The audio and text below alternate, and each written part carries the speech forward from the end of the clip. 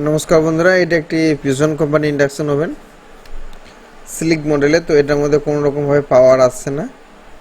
তো এখানে আমরা দেখুন, এখানে কোনো রকম ডিসপ্লে আসছে না, অর্থাৎ এটা এখন ডেড হয়ে গেছে। তো এটা যে কীভাবে রিপেয়ার করা যায় সেটা আপনাদেরকে দেখাবো। তো সম্পূর্ণভাবে ভিডিওটা দেখতে থাকুন। আমি এখন এই স্ক্রুগুলো সমস্ত কিছু খুলে নিচ্ছি। আর আমার চ্যানেলে যারা এখনও পর্যন্ত নতুন দর্শক, তারা অবশ্যই চ্যানেলটা সাবস্ক্রাইব করে রাখুন এবং পাশে থাকা বেল আইকনটি অন করে রাখুন, যাতে নতুন ভিডিও নোটিফিকেশান আপনাদের কাছে সবার আগে পৌঁছে যায়। তো সবাই আমার চ্যানেলটা সাবস্ক্রাইব করে রাখুন। তো এটা হচ্ছে, এই যে এখানে দেখুন একটা ফিউজ রয়েছে, দেখতে পাচ্ছেন। সব ইন্ডাকশন সার্কিট বোর্ডের মধ্যে থাকে এই যে ফিউজটা। তো সর্বপ্রথম আমরা এই ফিউজটাকে একটুখানি চেক করব মাল্টিমিটারের সাহায্যে, যেটা কোনো রকম ঠিকঠাক আছে কি না। তো এবার আমরা এটাকে চেক করব। হ্যাঁ, তো এই ফিউজটা দেখুন, এটা ওপেন হয়ে গেছে, অর্থাৎ এই ফিউজটা কেটে গিয়েছে। তো এবার আমরা যে কাজটা করব, সর্বপ্রথম এই যে ফিউজ কাটার সম্ভাবনা বেশি হয়, এই যে আইজিবিটি যেটা রয়েছে দেখুন, এই যে আইজিবিটিটা। তো এই আইজিবিটিটাকে আমরা সর্বপ্রথম চেক করব, কারণ বেশিরভাগ সময় আইজিবিটি নষ্ট হয়ে যাওয়ার কারণের জন্য এই প্রবলেমটা বেশিরভাগ দেখা যায়, যে ফিউজ শর্ট হয়ে যায়। তো আমরা এটাকে চেক করব। তো এখন এই দুটো পিন শর্ট দেখাচ্ছে না, এটাও শর্ট দেখাচ্ছে না। হ্যাঁ, এই দুটো পিনকে শর্ট দেখাচ্ছে, অর্থাৎ আমরা এই আইজিবিটিটা সার্কিট বোর্ড থেকে তুলে নেব এবং এটাকে একটুখানি চেক করব।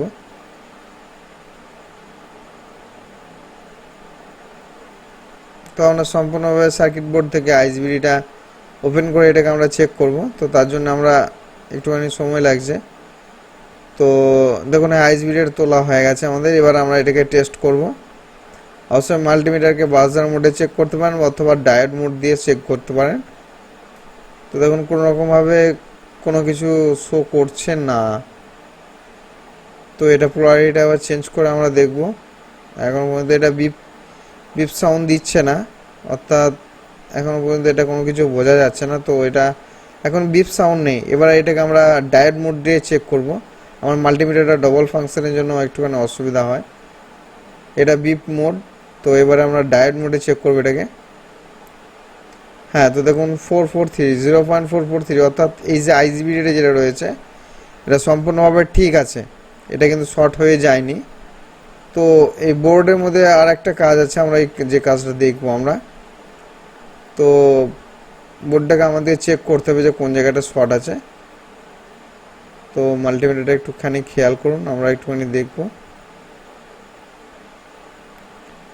হ্যাঁ, তো এই দুটো পিন, অর্থাৎ ইমিটার এবং ড্রেন, বা ইমিটার, হ্যাঁ ইমিটার আর ড্রেন, এই দুটো পিন আমাদের শর্ট দেখাচ্ছে।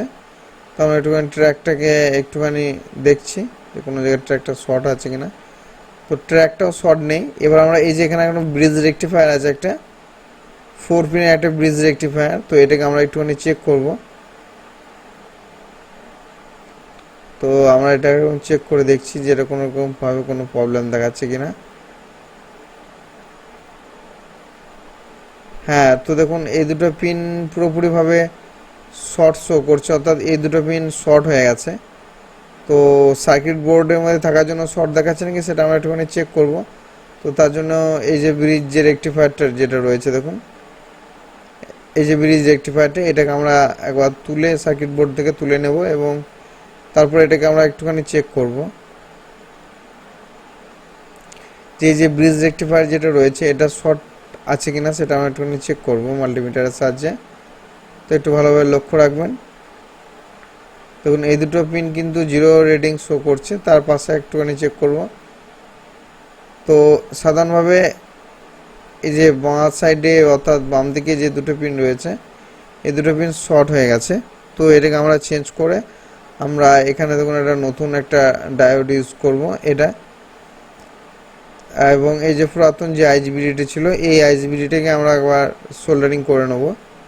তো এই দুটোকে আমরা এখন সার্কিট বোর্ডের মধ্যে সম্পূর্ণ ভালোভাবে অ্যাটাচ করে নেব এবং কাজটা দেখব যে শর্টটা ঠিকঠাকভাবে গেছে না না। যদি না যায় তো এটাকে নিয়ে আর কি কোন কোন জায়গা বা স্টেপগুলো দেখতে হবে সেটা আমরা অবশ্যই লক্ষ্য করব। তার আগে সোল্ডার করে নিতে হবে আমাদের এই যে ব্রিজ রেকটিফায়ার এবং আইজিবিটিটা, কারণ হচ্ছে এ দুটো সোল্ডার না করলে আমাদের কাজটা ঠিকঠাকভাবে বোঝা যাবে না। তো তার জন্য আমরা ডিসওয়ালার ওয়্যারের সাথে দেখুন পরিষ্কার করে নিয়েছি। এবারে ব্রিজ রেকটিফায়ারটা এবং এই যে দেখুন এখানে এই যে পুরাতন যে আইজিবিডিটি ছিল এটাকে আমরা নতুনভাবে সোল্ডার করে নেব। তো একটুখানি সময় লাগবে, কারণ এটা একটু টাইম লাগে, এটা অত সহজে ইজিভাবে প্রসেসে লাগানো যায় না, তো একটুখানি সময় লাগবে।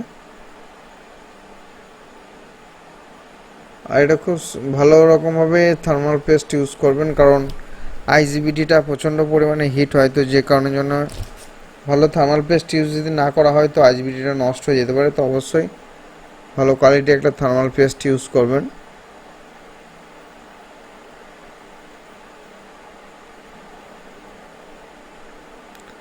তো আমরা এখন এটাকে সোল্ডার করে দিচ্ছি।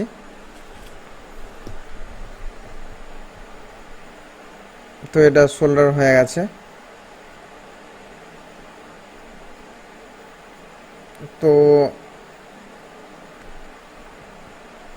এবার আমরা এটাকে একবার চেক করব, তার জন্য আরও কিছু কিছু স্টেপ আছে। যেমন ধরুন এই যে ফিউজটা যেটা রয়েছে এটা অবশ্যই আমরা একটুখানি পেস্ট দিয়ে এটাকে আমরা সোল্ডার করে নেবো। একটা সরু একটা জাম্পার তার, বেশি মোটা ইউজ করবেন না, তাহলে কিন্তু এটা পরে প্রবলেম দেখা দিতে পারে।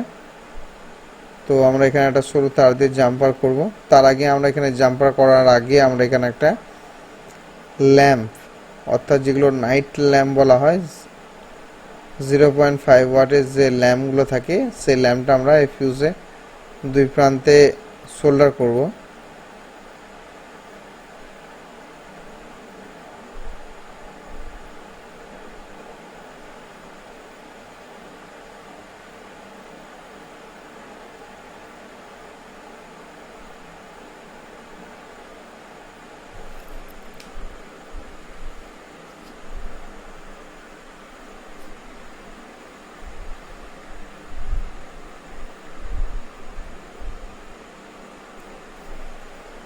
তো এই যে এই ল্যাম্পটা একটুখানি জ্বলবে এবং এটা আপ ডাউন করতে থাকবে। যদি আপ ডাউন করতে থাকে তো ঠিক আছে। এখানে 60 ওয়াট বা 100 ওয়াটের ল্যাম্প হলে খুব সুবিধা হয়। তো আমার কাছে এখন এই মুহূর্তে ওই ল্যাম্পটা ভেঙে গিয়েছে, যে কারণের জন্য আমি এই ল্যাম্পটার সাহায্যে এখন কাজ করছি।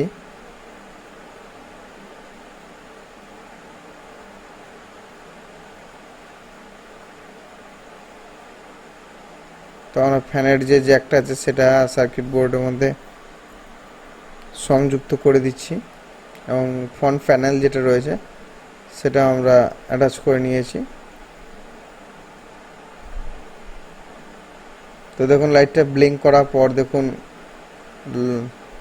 সম্পূর্ণভাবে প্যানেলে লাইট এসে গিয়েছে, অর্থাৎ শর্টটা কিন্তু অনেকটা অংশ ছেড়ে গিয়েছে, অর্থাৎ আর শর্ট নেই বোর্ডটার মধ্যে, অর্থাৎ শর্টটা ঠিকঠাকভাবে হয়ে গেছে। তো এবার এটাকে আমরা ওই যে ফিউজ যেটা রয়েছে সেটা আমরা এই যে ল্যাম্পটা যেটা সোল্ডার করলাম, তো এই ল্যাম্পটা এখন শুধুমাত্র চেক করার জন্য অবশ্যই এখানে চেক করে নেবেন ল্যাম্পের সাহায্যে। তাহলে কি হয়, কোনো কিছু যদি শর্ট সার্কিট থাকে বা বোর্ড যদি কোনো রকমের শর্ট থাকে তো এটা অবশ্যই রক্ষা করে।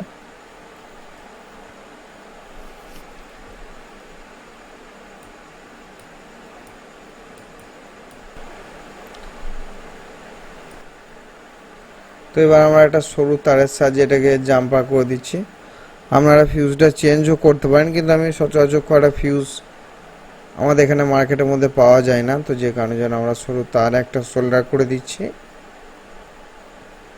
তো এবার এটাকে আমরা একটুখানি চেক করব যে ইন্ডাকশানটা গরম হচ্ছে কিনা।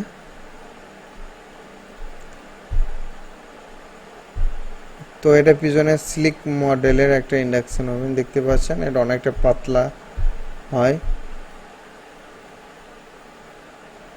হ্যাঁ দেখুন এখন ইন্ডাকশানের মধ্যে পাওয়ার এসে গিয়েছে। এবার আমরা অন সুইচটা প্রেস করব, ও একটুখানি সরে গিয়েছে যে কারণে টাচটা নিচ্ছে না। হ্যাঁ তো এবার দেখুন 1300 ওয়াটেজ উঠে গেছে, আগে কিন্তু পাওয়ার আসছিল না, তো এটা এখন সম্পূর্ণভাবে কিন্তু ঠিক হয়ে গেছে অনেকটাই, সম্পূর্ণভাবে ঠিক হয়েই গেছে এটা। তো একটুখানি আমরা ওয়েট করব যে ঠিকঠাক ওই জলটা গরম হচ্ছে কিনা, একটুখানি ওয়েট করব। বা অনেক ক্ষেত্রে কি হয়, একটুখানি কাজ করার পর দেখবেন কাজ হয়ে গেছে, কাজ হয়ে যাওয়ার পর সম্পূর্ণভাবে 5 মিনিট চালিয়ে রাখবেন, তাহলে ইন্ডাকশানে অন্য কোনো সমস্যা দেখা দিলে সেটা 5 মিনিটের মধ্যেই দেখা দেবে। তো অবশ্যই ইন্ডাকশানটা চালু করে রাখবেন। তো আমরা একটুখানি ওয়েট করব। তো দেখুন এখন জলটা ভালোভাবেই গরম হয়ে গেছে। তো আজকে ভিডিওটা এতটাই। সবাই ভালো থাকবেন, সুস্থ থাকবেন, নমস্কার।